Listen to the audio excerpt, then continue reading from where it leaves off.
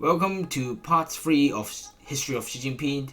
If you haven't watched the other two parts, don't worry, they're pretty shit to be honest.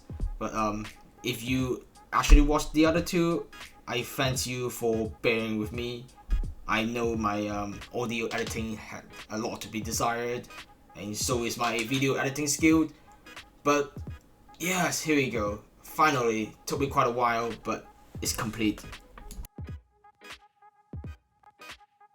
After the election, Xi was promoted to Zhejiang as the vice secretary in 2002, and within a year he was promoted as a secretary. If you've been watching my previous video, which you probably haven't, but anyway, then there's not much for me to talk about in here really. His policy was quite identical to what he did in the previous provision he worked in, which include developing infrastructure, attracting foreign investment, etc. etc. What is more interesting was what happened in China's politics back then.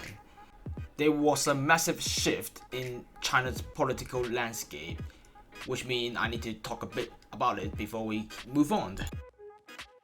Before Deng stepped down, he set the presidency term limit to 10 years. It is to prevent any single leader to gain too much power and repeat the mistake of Mao Zedong. If you've been following the news, you might realize Xi Jinping actually removed this limitation, but Jiang Zemin, being the first president to be limited by this limitation, obviously cannot just remove the regulation. So, after serving as the president for 10 years, Jiang Zemin was forced to step down and let Hu Jintao and his allies Wen Jiabao to replace him. But just because Jiang Zemin stepped down as a president, that does not mean his influence in China's politics just disappeared overnight. And this is the part which started to get a bit more complicated, and I should explain this in detail. While China's politics have always been dominated by the Communist Party, and people working in the government seems to be unified under this very idea, there are many different factions within China's politics. First is the offspring of some of the most important figures within the Chinese Communist Party, commonly referred as the Prince faction. During the Reform China, Deng wished to compensate for the suffering of some of the high-ranking Communist Party members. They were given a lot of privilege during the Reform China, and the children and child also enjoyed this privilege in the business side and the politics side of China. So people who managed to become important figures within the Communist Party through their father's relations are generally categorized as the Prince Party. The second faction is Jiang Zemin's faction, commonly known as the Shanghai Gang. Jiang Zemin was the mayor of Shanghai, and he used his power to build up his network while he was over there. After the Tiananmen Square incident, Deng Xiaoping wants someone who did not involve in the operation to take over him. So it's more or less to give the party a fresh start per se. Jiang Zemin appeared on Deng Xiaoping's radar because firstly he was really distant from the entire operation, and he was also the mayor of Shanghai, and his experience is seen to be really valuable for the party. When Jiang Zemin became the prime minister, his grip on Shanghai can only become even more stronger. And Shanghai being the richest city in China, you can imagine how much wealth his subordinate and his relative accumulate. Last and unfortunately currently the least as well is the Communist Youth faction. As we previously discussed, after China reform, the government is jam-packed by prince, and this certainly does not look healthy. So in order to promote inner party social mobility, a lot of people from the communist youth were promoted to high-rank officials. This is how Hu and Wen came into power. With Jiang Zemin's network in China remained strong despite he stepped down, Hu and Wen realized that their government somehow were powerless in China, and Jiang Zemin remained the de facto leader. Hu and Wen need to break away from this constraint somehow, and it just so happened Chen Liangyu offered a perfect opening for them. Well, I found a lot of versions for the story, some saying that it's a setup, some saying that Jiang Zemin himself won him down anyway, but let's stick with the most obvious version we have in the hand rather than chasing every other story. Chen used money from the Shanghai pension scheme for his private investment, and when the government started checking the source of the money, he was caught red-handed. With Chen now removed from the bigger picture, there is a massive power vacuum within Shanghai.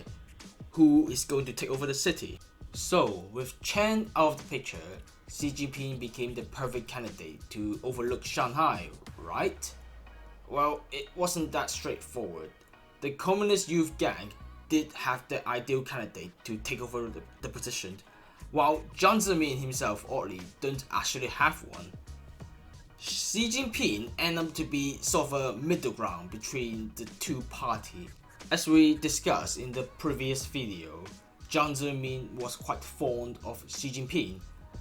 On top of that, Xi Jinping's wife had really good connection within Shanghai due to her background.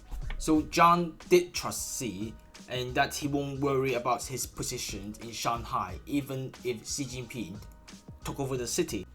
On the other side, Xi was not in Jiang Zemin's faction, meaning that Hu and Wen wasn't that fussed about Xi becoming in charge of Shanghai. Xi Jinping did not stay in Shanghai for too long, and he personally knew that he won't be. He was there only for 7 months, yet he was quite cautious during his stay over there, even kicking his own brothers out of Shanghai to avoid any sort of suspicion. Still, Shanghai was a highlight in Xi's career. The media began to notice him, and people start realizing that Xi is no longer an ordinary bureaucrat, but will become a big player in China's politics. On August 2008, Xi Jinping was elected as the representative of Shanghai, and this is his title to this very day, and how he pretty much stay in the Congress now. On August 2007, Xi will have left Shanghai to be promoted to other important roles. In the next 3 years, he accumulated a lot of powerful titles, such as the Vice President of China, the Vice Chairman of the military, etc. etc.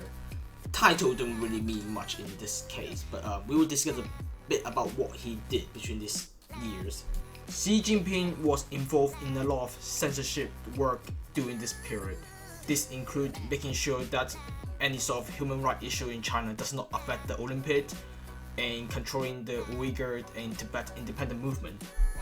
Xi Jinping was also responsible for Hong Kong and Macau affair, and in 2008 he visited Hong Kong as the vice president. Funnily enough, the highlight of his visit was during his speech where he suggests Hong Kong executive, judicial, and legislative power should work together to ensure harmony in Hong Kong. The media wasn't that happy about it, criticizing him for contradicting Hong Kong's separation of power. But just as Xi Jinping's career looked unstoppable, someone are not too happy about it and raised up to challenge him. In a way, Bo Xilai shared a lot of similarity with Xi Jinping. He is also the son of a really important bureaucrat within the Communist Party, Bo Yibo. And through his father relations, he was also able to take over a lot of important positions within the party. The first region he governed was Dalian, and he achieved remarkable results during his time over there, even more so than Xi Jinping. But due to his father's relations with Jiang Zemin, on top of his aggressive personality, Jiang Zemin is not that keen on promoting him. So while Xi Jinping kept getting promoted, Bo Xilai was instead allocated to Chongqing, a relatively remote region in China. And as the ambitious person he is, Of course, he won't just let himself be overrun by Xi Jinping. In comes the Chongqing model, or also known as praise the red and damn the black. Bo Xilai uses extremely efficient yet brutal method to govern the city. As a result, Chongqing was drastically reformed. It became internationalized, clean, and well developed. During this period, Maoism also took full control over the region. Any form of opposition or opinion voice was censored, which gave Chongqing a really weird and confusing identity. And just like the male peacock spreading his tail to show off his beauty, Bo Xilai attempted to use Chongqing to show that he is the better leader to govern China. The CCP began to worry about Bo Xilai as he's forming his own little empire within China. And the incident of Wang Li Jun provided the perfect opening for the CCP to once and for all shut this party down. Wang managed to police force on Bo Xilai's behalf. Working with Bo Xilai is definitely not an easy task, especially when he demands you to cover up the murder of businessman Neil Haywood. Neil Haywood had some business disagreement with Bo Xilai's wife, and eventually Bo Xilai's wife lost her patience and decided to murder him. Wang no longer feels safe in Chongqing, so he decided to flee to the US embassy, exposing the entire incident, and subsequently led to the downfall of Bo Xilai. Bo Xilai is definitely interesting to talk about, but for now, that's all we need to know about him. And after he removed from the political games of China, there are virtually no one stopping Xi Jinping now. With no more rivals, the writing is pretty much on the wall. Xi Jinping's ascension is no longer stoppable. In 2012, he became the head of the military despite having no previous experience on that. And in 2013, he became the president of China. To ensure complete control over China, Xi Jinping also promoted a lot of people which he trusts to important positions. And as a result, the Prince faction once again dominated China's politics and the army. Li Keqiang, who managed China's economy, is one of the few communist youth faction members who still managed to survive under Xi Jinping's government. And judging by the confusing tax policy in early 2019, Li is probably one of the few people who can still put some sort of restraint on Xi Jinping. So here we are, we briefly covered majority of the thing about Xi Jinping up until he became the president. What can we say about him? Due to his experience in Cultural Revolution, Xi Jinping spent the first half of his life playing the game really safe.